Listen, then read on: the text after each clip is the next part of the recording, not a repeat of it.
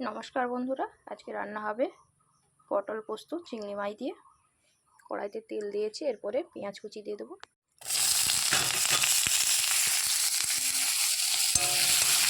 পেঁয়াজ লাল লাল করে ভাজা হয়ে গেছে, এরপরে কেটে রাখা আলু আর পটল দিয়ে দেবো। এবারে এর মধ্যে দিয়ে দেবো লবণ, হলুদ আর লঙ্কার গুঁড়ো। লবণ, হলুদের গুঁড়ো, লঙ্কার গুঁড়ো।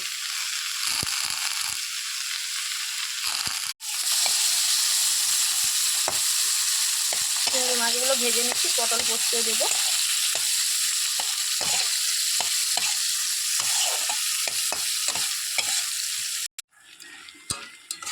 আলু আর পটলটাকে ভালোভাবে কষিয়ে নেব। কষানো হয়ে গেলে এরপরে দিয়ে দেবো পোস্ত বাটা। ভালোভাবে পটল আলু কষানো হয়ে গেছে, এরপরে দিয়ে দেবো পোস্ত বাটা।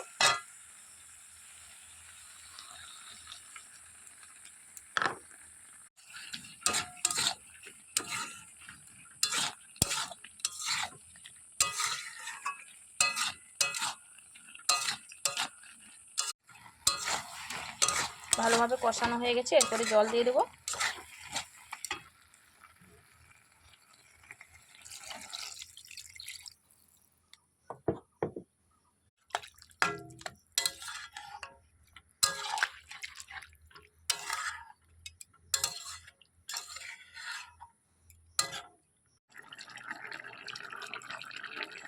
ভালো করে ফুটে গেছে, এরপরে চিংড়ি মাছগুলো দিয়ে দেবো, ভেজে রাখা চিংড়ি মাছ।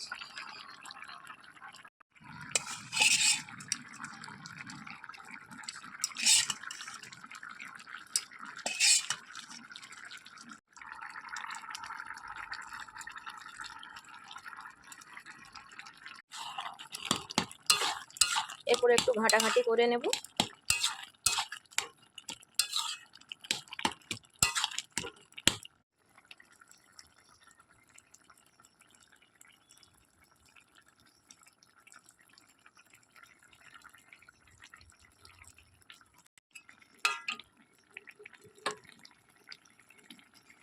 চিংড়ি মাছ দিয়ে পটল পোস্ত হয়ে গেছে, নামিয়ে নিচ্ছি। কেমন হয়েছে জানাবে বন্ধুরা। ভালো লাগলে লাইক করবে, কমেন্ট করে আমার পেজটিকে একটু ফলো করে দেবে।